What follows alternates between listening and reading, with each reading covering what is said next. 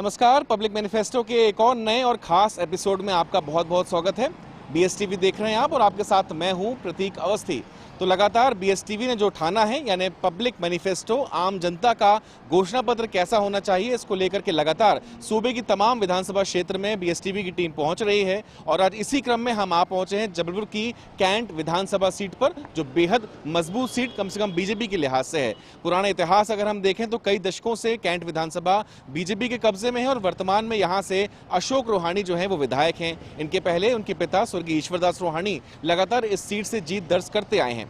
लेकिन इस बार 2023 के इलेक्शन में जनता का मूड मीटर टटोलने का काम हम कर रहे हैं। उनके जहन में कौन कौन से मुद्दे हैं, मसले हैं जो असल में घोषणा पत्र का रूप होना चाहिए। तो आज इन तमाम मुद्दों को ही हम समझेंगे, जानेंगे। चलते हैं कैंट विधानसभा की जनता के बीच और उनसे समझेंगे कि आखिर उनका मैनिफेस्टो कैसा होना चाहिए। तो चलिए चलते हैं कैंट के जनता के बीच।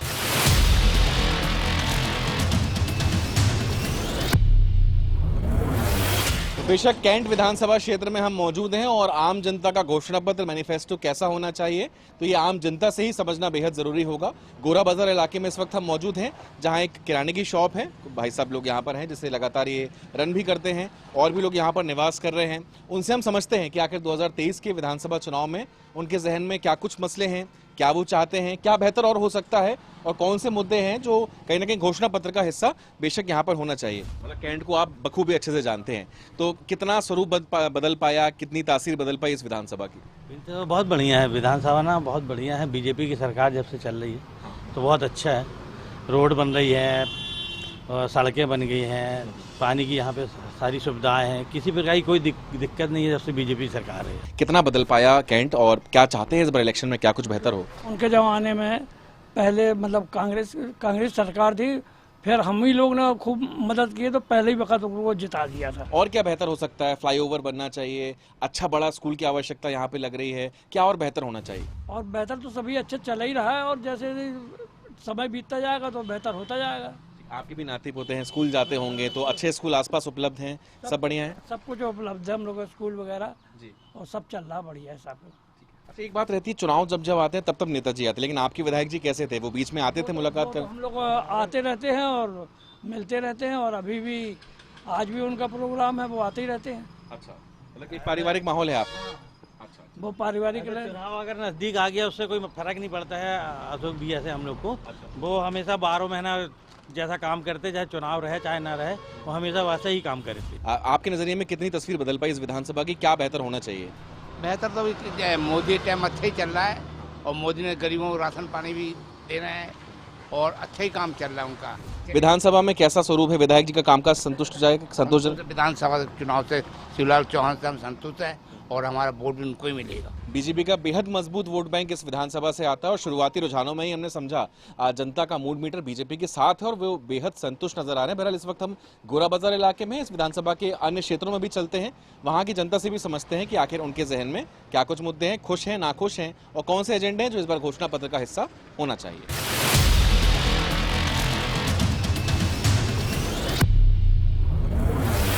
हमारा चर्चा का दौर लगातार आम जनता से जारी है और भी जो अन्य लोग हैं इस विधानसभा के, उनसे भी हम बेशक समझेंगे कि आखिर इस बार उनके मूड मीटर में क्या कुछ है, कितना तस्वीर बदल पाई, सड़क चौड़ी हो पाई, क्या आवश्यकता आपको एज अ नॉर्मल पर्सन लगती है? सब बढ़िया है, ठीक है, चल रहा है, सब बढ़िया चल रहा है। आप अपना नजरिया बताइए, क्या कुछ बेहतर होना चाहिए या सब अच्छा चल रहा है, क्या कहना है आपका?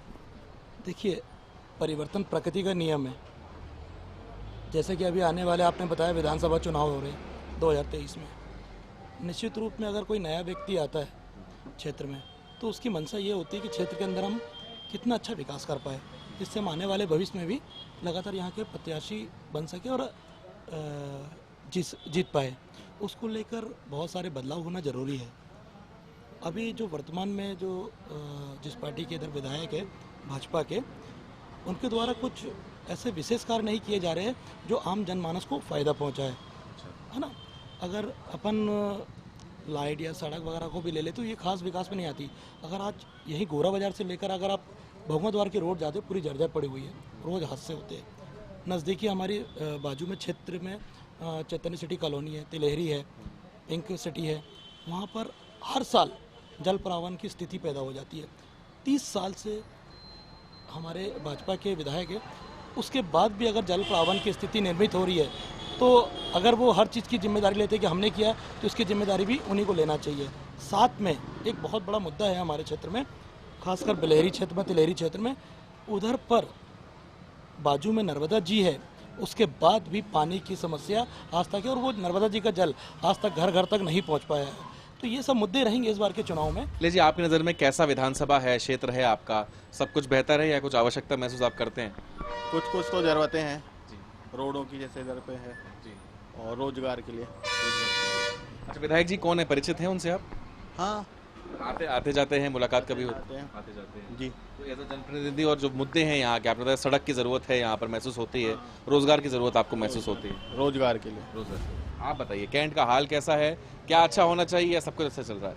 देखिए, यहाँ पर तो ये देखा जाए 30 साल से लेकर के और आज तक एक ही परिवार का विधायक है, पिताजी थे, अभी पुत्र हैं, और 30 सालों से ये है कि आज तक एक सही तरीके से शिक्षा की व्यवस्था इस क्षेत्रों में, नया जबलपुर बस गया है इस एरिया में, आप इस एरिया में जाएंगे up to Ekta market Barela touch होने वाला है, लेकिन एक कायदे का हॉस्पिटल नहीं। अगर इसके बीच में कोई आकस्मिक बात हो जाती है तो हमको सीधे जाना पड़ता है कहाँ, मेडिकल। इतनी दूरी हो गई, इसको किस रूप से विकास में देखा जाएगा? इसलिए हमारा कहना है कि प्रकृति के हिसाब से बदलाव बहुत ज़रूरी है, बदलाव होना चाहिए और जनता चाह रही है कि इस बार बदलाव करेगी। तो ये जो विकास के नाम पर सिर्फ साड़ी पन्नी बांटने से विकास नहीं कहलाएगा।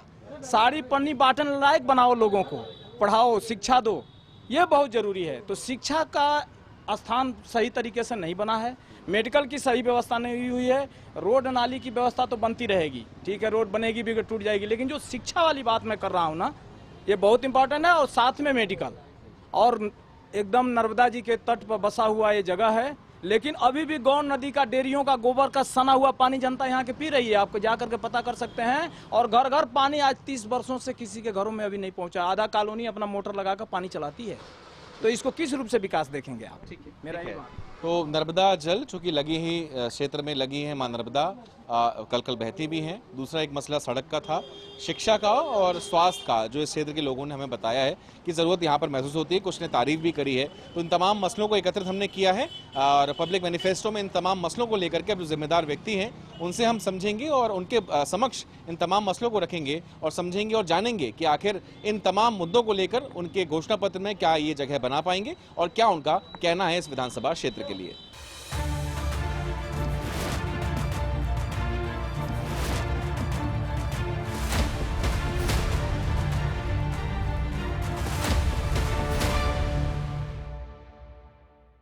तो चलिए अब चलते हैं उस मंच की ओर जहां पे इन तमाम मुद्दों पर हम करेंगे चर्चा। पब्लिक मैनिफेस्टो कैंट विधानसभा जबलपुर में चल रहा है और तमाम मसलों को हमने समझा है, कैंट की जनता ने क्या कुछ कहा है, उन तमाम मुद्दों को, उन जन मुद्दों को अब इस जनमंच में रखेंगे जहां हमारे साथ बीजेपी है, कांग्रेस है, उनसे हम सवाल जवाब करेंगे और उनके एजेंडे में क्या जनता के मुद्दे होते हैं या नहीं होंगे, बिल्कुल विस्तृत चर्चा करेंगे। इस तरफ बीजेपी है, एक और हमारे साथ कांग्रेस है।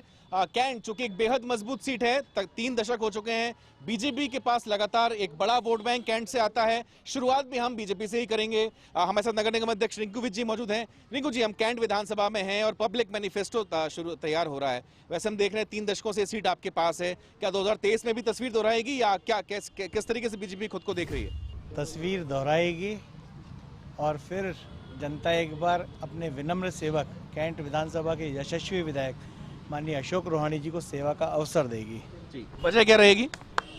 जन कल्याण, कैंट विधानसभा के अंतर्गत जन कल्याण, पीड़ित मानवता की सेवा और समग्र विकास। 3 दशक एक लंबा वक्त होता है, जनता का विश्वास लगातार कायम है।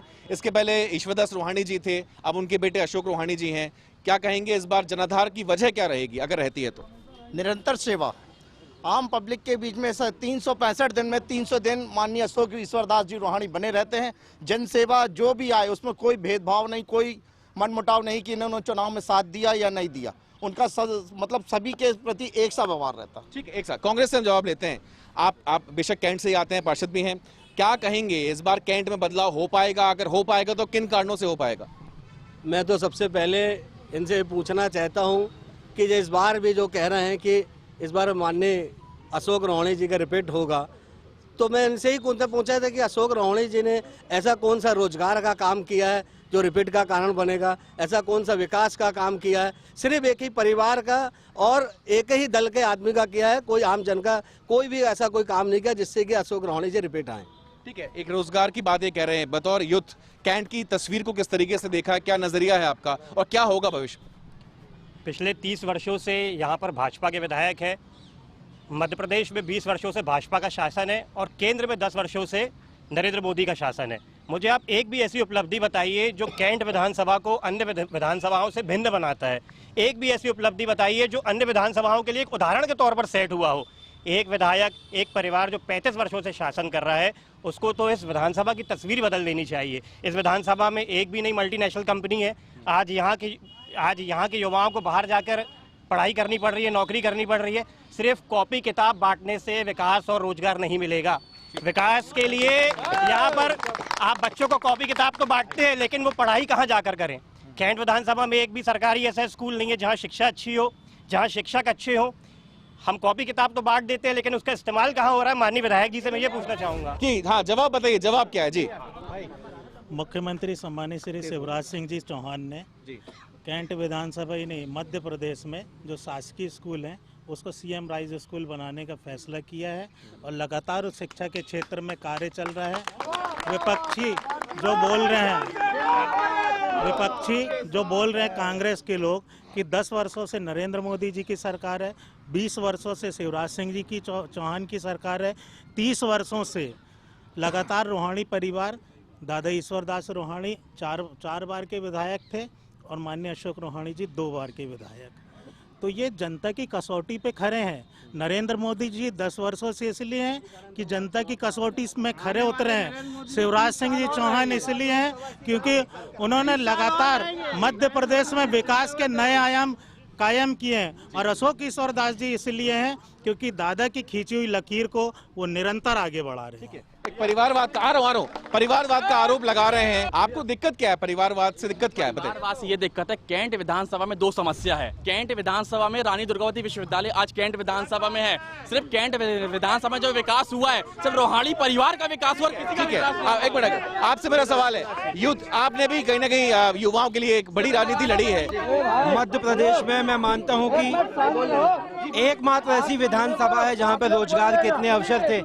यहाँ पे भारत सरकार की कम से कम 8 से 10 फैक्ट्रियाँ, 4 विश्वविद्यालय और 15 से ज़्यादा कॉलेजेस हैं, लेकिन उसके बाद भी यहाँ के युवाओं को रोजगार देने की, आज युवाओं की तो छोड़िए, उनके कार्यकर्ता भी उनके जन्मदिन में अपनी बाइक गिरवी रखकर अगर फ्लैक्स लगा रहे हो तो आप सोचिए कि रोजगार देने की क्या बात उनने पूरी की होगी। आज यहाँ पे मौजूद है उनके कार्यकर्ता जो पोस्ट ग्रेजुएट हैं, जिनको 20,000 की नौकरी करनी चाहिए, वो यूनिवर्सिटी में 8,000 में चपरासी की नौकरी करने के लिए मजबूर है। यहाँ मौजूद है उनके ऐसे कार्यकर्ता, कोई दूध का ठेला लगा रहा है, कोई कुछ, मतलब युवाओं को रोजगार के लिए आपने रोजगार देने के लिए कुछ नहीं किया। 15 college, 4 university, vehicle factory, GCF, GIF, Khamaria जैसी फैक्ट्री जब से मोदी सरकार आई है इनका प्राइवेटीकरण कर दिया गया। जहां पे शहर के लाखों लोगों को रोजगार दिया जा सकता था, वैसी फैक्ट्रियों को प्राइवेटीकरण करके उनके रोजगार खत्म कर दिए गए। जो जिले भर के लोगों को जहां रोजगार मिल सकता था वहां पे विधानसभा के लोगों को भी भगा दिया जा रहा है। तो रोजगार समाप्त करने की, और जब ये रोजगार समाप्त हो रहा था, चिंता का विषय ये है कि हमारे ये विधायक जिनके घर में 30 साल से विधायकी है, खुद 2 बार के विधायक है, जिनकी 10 साल से केंद्र में सरकार है, 20 साल से मध्य प्रदेश में, इनकी आवाज सदन में कहीं गूंजती नहीं दिखी, ना ही यहाँ के विधायक की और ना ही यहाँ के सांसद की, कि वो इस मांग को यहाँ पे उठाते। मैं आपसे पूछना चाहता हूँ, आपको कोई अधिकार नहीं है रोजगार की बात करने का। कमलनाथ जी ने झूठा संकल्प पत्र दिया था 2018 में कि हम बेरोजगार भत्ता देंगे, बेरोजगारी भत्ता देंगे। हमारे मुख्यमंत्री जी ने सीखो कमाओ योजना लेकर आई, सरकार पेमेंट कर रही है, हमारे युवा सीख रहे हैं काम और खुद का रोजगार के लिए आगे बढ़ेंगे। हाँ बताइए, क्या बोल? जैसा कि इनने कहा कि अशोक रोहाणी जी 20 साल से अशोक रोहाणी जी, इससे पहले दादा, एक ही परिवार का व्यक्ति यदि कैंट क्षेत्र में है और एक एक बच्चा उसे पहचानता है तो बाकी सब समझ सकते हो कि क्यों पहचानता है। आपका काम, इससे पहले आपके यहाँ के विधायक रहते रहे जो जब दादा ने हमारा प्रथम चुनाव लिया था और चुनाव हम लोगों ने जीता था, उससे पहले राजा जी को तो ये खुद नहीं देख पाते थे। तो हम लोग की बात तो छोड़ो, जनता की क्या बात। हाँ बताइए। आज भारतीय जनता पार्टी का एक वरिष्ठ सब कार्यकर्ता बैठे हैं, मैं इनसे ईमान से बात करना चाहता हूं। जी आज फिर से बोल रहे हैं कि शिवराज सिंह सरकार आएंगे, मैं इनकी बात मान भी लेता हूं। एक भी व्यक्ति मैं इनकी बात मान भी लेता हूं कि शिवराज सरकार फिर से आएंगे, पर इनसे एक चीज और पूछना चाहता हूं। जब विकास के नाम पे जो आना चाहते तो 15 साल उन बहनों की याद शिवराज जी को नहीं आई? जब हजार रुपए देने की बात करके 1200 देने की बात कर, और सरकार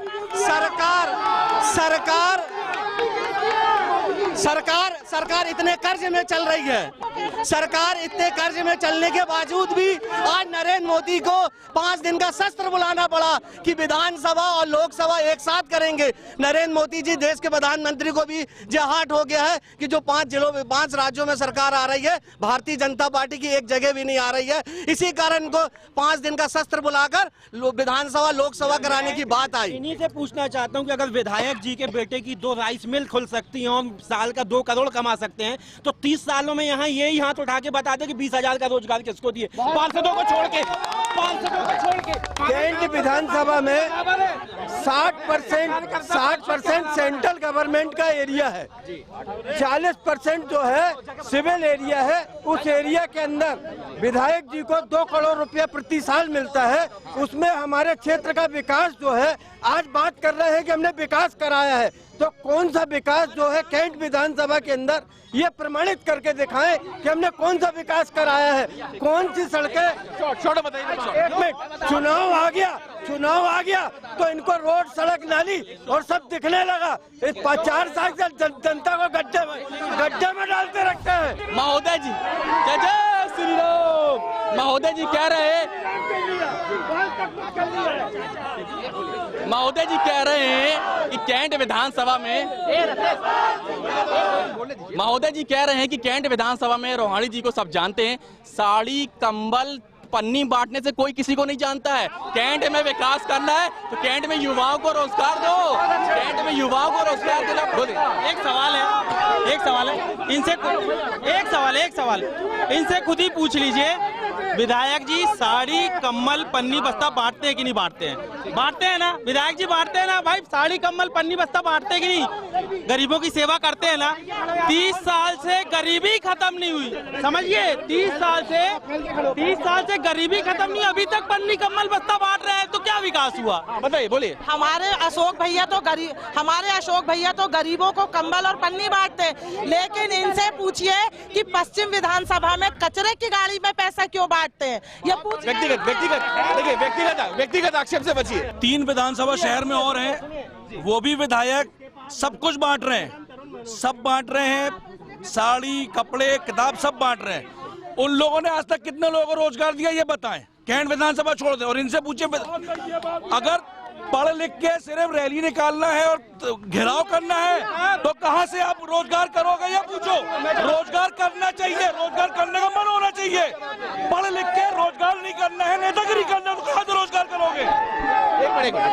तो ये तमाम हमें जनता के मसलों पर और कैंट की विचारधारा के साथ साथ यहाँ की जो मूलभूत सुविधाएं हैं उन पर हमें चर्चा करनी है। हमें मुद्दों पे चर्चा करना है, व्यक्तिगत आक्षेप से बचना है। और बिल्कुल कॉपी किताब के अलावा मुद्दों की बात आते हैं। बताइए। सुनिए। पिछले 30 साल से यहाँ की जनता ने इनको चुना विधायक और सांसद के रूप में। 30 साल में ये एक भी व्यक्ति को रोजगार नहीं दे पाए, माननीय सांसद जी भी, माननीय विधायक जी भी, एक को भी रोजगार नहीं दे पाए। अभी बारिश में यहाँ पे पिंक सिटी में नाव चली, इनके पिताजी भी नाव पे जाते रहे, ये भी नाव पे जा रहे हैं। तो ये विकास है। दूसरा, 24,000 वोटर जो छावनी क्षेत्र के 24,000 जो वोटर छावनी क्षेत्र के हैं, जिनको अयोग्य घोषित कर दिया है, जिनका मतदाता सूची से नाम कटा दिया गया, तो क्या ये विधायक जी का नैतिक कर्तव्य नहीं है कि इन 24,000 मतदाताओं के नाम जुड़वाएं? इसके लिए सड़क पे लड़ाई लड़े, इसके लिए जनता की आवाज उठाएं। मेरे मित्र युवाओं की बात करते हैं तो आज युवाओं के लिए खेलों को महत्व देकर रोहाणी जी ने हर जगह कैंट में हर जगह खेल ऑडिटोरियम बनाए सबसे बड़े, और हर जगह युवाओं को कैंट में रोजगार पर्याप्त मिल रहा है और शिक्षा का माध्यम ने कॉपी किताब से बढ़ाया। अगर कॉपी किताब देना हमारे कांग्रेस भाइयों को बुरा लगता है तो ये सबसे शर्म की बात है हमारे लिए। भाई साहब आपसे मैं वक्तव्य चाहूंगा, किस तरीके से देख रहे हैं कैंट को? जी आइए आइए आगे आइए जी बताइए। भैया मैं एक बात जवाब देना चाहूंगा आपको, जैसे हमारे अशोक भैया निरंतर सेवा कर रहे हैं, आज हमारा प्रत्याशी डिसाइडेड है, इनकी तरफ से कौन है? कोई है क्या जो कैंट की बात रख सके? कोई नहीं है।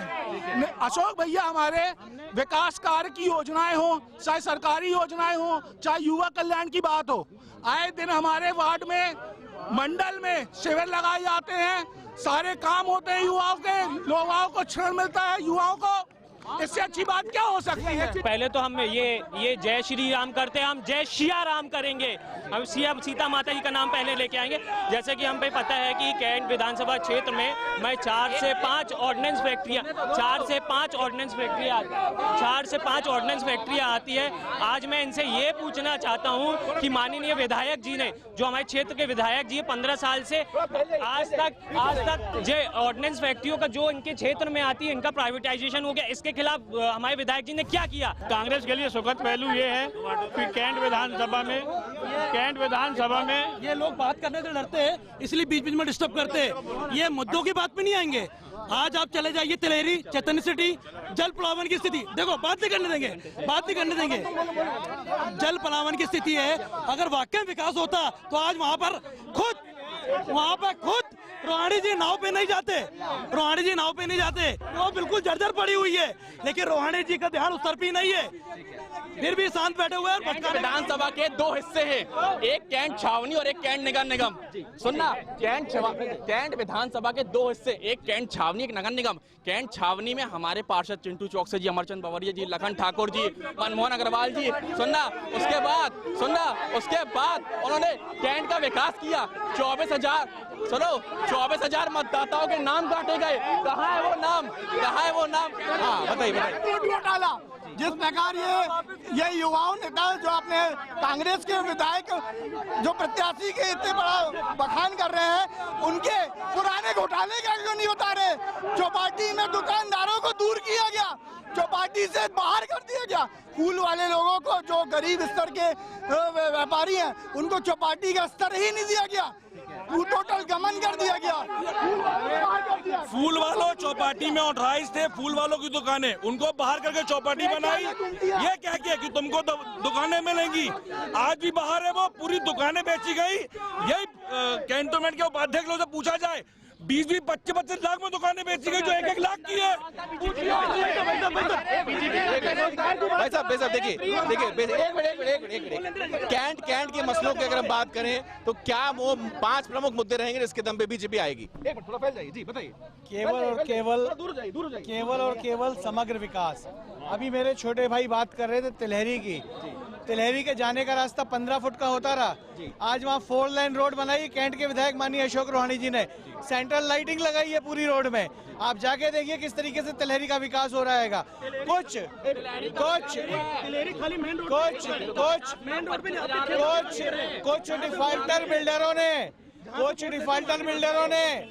कुछ डिफाल्टर बिल्डरों ने नाले के खिलाफ प्लाटिंग करी है, इनके खिलाफ कार्रवाई हम लोग करवाने जा रहे हैं।